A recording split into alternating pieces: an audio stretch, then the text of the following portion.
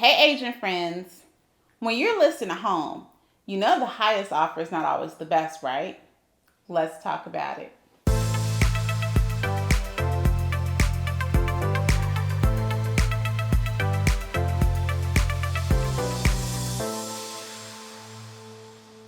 Hey everybody, it's Rosemary Lewis, your educator agent with eXp Realty, and today I want to talk about something that I need y'all to really understand so that you can educate your sellers.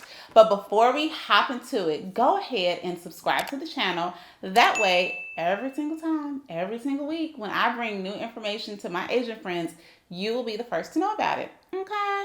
Okay, let's get into it. So, y'all, again, I've been preaching this over and over. We are in a very, I'm still calling it dynamic market where many homes are going into multiple offers just within hours of being listed. And you can watch all the videos to see exactly why we are in this market or why people think we are in this type of market. But today I want to speak specifically to listing agents and probably to agents who are a little newer at listing homes. It is very apparent that on many sellers' minds right now that they want to walk away with the greatest net. And you should know this, but if you don't, no worries. That's what your educator agent is here for. So the net means not exactly what the home is listed for, right? Or what you will get an offer or what it sells for, but the sales price minus all of the seller expenses, taxes, mortgage payoff, brokerage fees. What will your seller actually walk away with? That is at the forefront of many sellers' minds. And one thing that I want to educate you and help you to help your clients understand that in many cases, the highest offer is not always the best offer. And I will tell you, there are a few things to consider when knowing this. So, number one, other than the actual offer price, there are many other things to consider when looking at offers. So, not only do you need to look at the price of the home or the price that a buyer is offering for a home, but what are the other things within the contract that a buyer is offering or requesting? Are they looking for concessions? Meaning, do they want the seller to pay them money towards anything? Are they looking for the seller to cover some closing costs like the title fees or provide a home warranty and things of that nature? All of those things that the buyer can ask for and embed in the contract can actually reduce the seller's net, even if they have offered a higher amount up front. Make sure that you have a system to really review the contract so that you can look at all of those little points where the buyers can actually be asking for a dollar amount without asking for a dollar amount, if that makes sense. The next thing that I want you to consider when it comes to an offer is that just because someone offers you a high amount doesn't mean that they can actually get it to the closing table. I say all the time, I want to sell your house for $1 million, but here's the thing. Someone can offer you the highest dollar amount, but will they really be able to perform at that level at the closing table?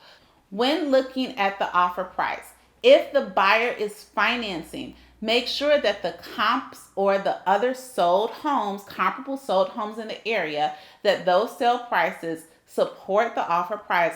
And if they don't, what is the buyer's plan? You can't come up with a plan after, or you shouldn't come up with a plan after you're under contract. You want to know going forward, hey, Mr. Buyer, if you're offering this amount for a home, are you actually going to pay the difference?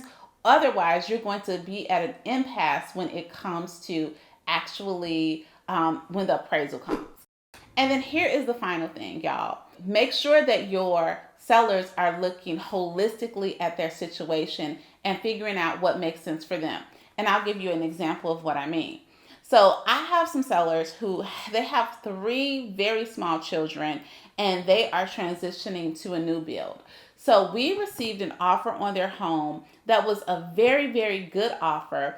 And not only was it a good dollar amount, but the new owner was going to use the property or will use the property as an investment anyway, which will allow my clients the flexibility to stay in the home, beyond until their new build is ready, okay?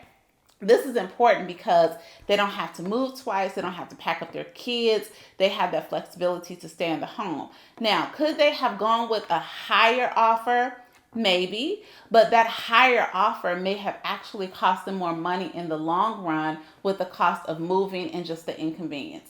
So, although something could have looked better on paper, this was actually the better situation for them because not only did it put the amount, it didn't net them the amount in their pocket that they needed or wanted. Actually, it was beyond what they wanted, but it also solved a problem that they would have had if they just would have took a higher offer that didn't offer these same concessions.